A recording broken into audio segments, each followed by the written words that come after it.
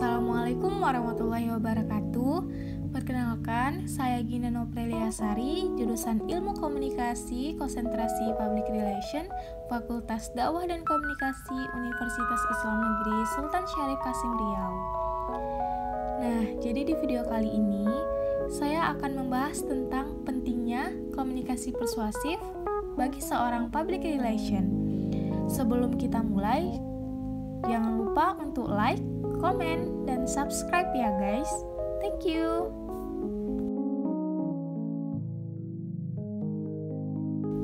Komunikasi persuasif memiliki peran yang sangat penting dalam setiap aktivitas yang dilakukan oleh seorang public relation. Praktisi public relation tidak hanya berperan sebagai narasumber yang menyampaikan informasi saja, atau sekedar menjadi juru bicara yang mewakili suatu perusahaan ataupun instansi. Lalu, apa sih itu komunikasi persuasif?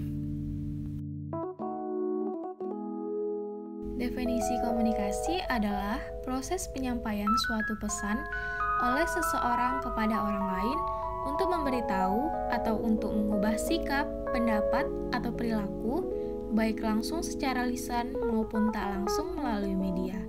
Sedangkan makna dari kata persuasif yaitu melakukan upaya untuk mengubah sikap, pendapat, dan perilaku seseorang melalui cara-cara yang luas, manusiawi, dan halus dengan akibat munculnya kesadaran, kerelaan, dan perasaan senang serta adanya keinginan untuk bertindak sesuai dengan yang dikatakan oleh komunikator.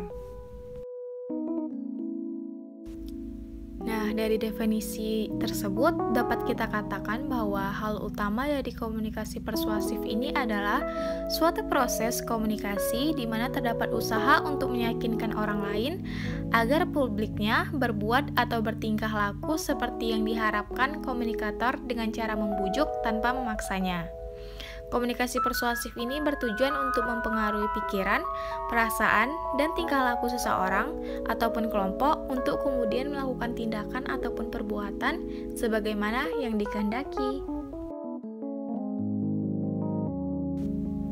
Seorang praktisi public relation juga harus menggeluti ataupun menguasai aspek membujuk dan merayu.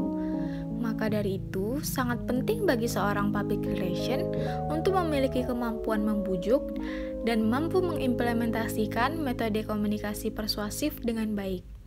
Namun perlu diingat bahwa membujuk dan merayu dalam public relation bukan berarti membengkokkan kebenaran ataupun bahkan menghilangkan fakta yang ada. Aspek membujuk ini berhubungan dengan negosiasi, mempertimbangkan situasi dari sudut pandang orang lain, memahami dan mengantisipasi tantangan ataupun potensi masalah untuk mencapai hasil yang sangat maksimal. Lalu, bagaimana sih seorang public relation dapat mencapai ataupun menguasai aspek ini dengan baik? Robert Cialdini dalam bukunya yang berjudul Influence, The Psychology of Persuasion menyebutkan bahwa ada 6 prinsip nih dalam hal mempengaruhi. Yang pertama itu ada prinsip of liking, yaitu prinsip disukai. 2 faktor penting untuk membangun hubungan yang baik adalah mencari kesamaan dan memberikan pujian. Namun, 2 hal tersebut belum cukup. Untuk memenangkan hati seseorang, kita harus menjadi orang yang menyenangkan dan disukai. Prinsip yang kedua yaitu prinsip timbal balik. Hubungan timbal balik adalah hubungan ideal yang diinginkan oleh manusia, layaknya simbiosis mutualisme. Timbal balik dalam dunia public relation ditujukan dengan berbagai informasi dan membangun jaringan serta komunitas dengan orang-orang dari berbagai kalangan. Yang ketiga ada principle of social proof. Social proof adalah suatu kondisi sosial di mana seseorang mengambil keputusan untuk melakukan sesuatu karena ada banyak orang yang telah mengambil keputusan yang sama. Ini merupakan suatu hal yang konstan dalam dunia PR. Hal ini karena orang-orang akan selalu menilai sesuatu berdasarkan pengalaman, pencapaian, publikasi, ataupun koneksi yang sudah ada. Keempat, prinsip kekonsistenan. Dalam public relation, konsisten ini memegang peran yang sangat penting sebagai dasar dari komunikasi, baik secara eksternal, yaitu antara perusahaan dengan konsumen, ataupun secara internal antara orang-orang di dalam perusahaan. Yang kelima, prinsip wewenang. Public relation yang profesional menunjukkan keahlian untuk mendapatkan dukungan dalam strategi atau kampanye. Secara sederhana, seseorang yang menunjukkan keahliannya secara profesional akan lebih banyak didatangi oleh orang-orang yang membutuhkan. Hal ini menunjukkan bahwa wewenang itu diperoleh dari profesionalisme. Dan yang terakhir yaitu prinsip kejarangan dan kelangkaan. Menurut Cialdini, berbagai studi telah menunjukkan bahwa sesuatu yang unik dan eksklusif menjadi lebih berharga karena semakin sedikit ketersediaannya.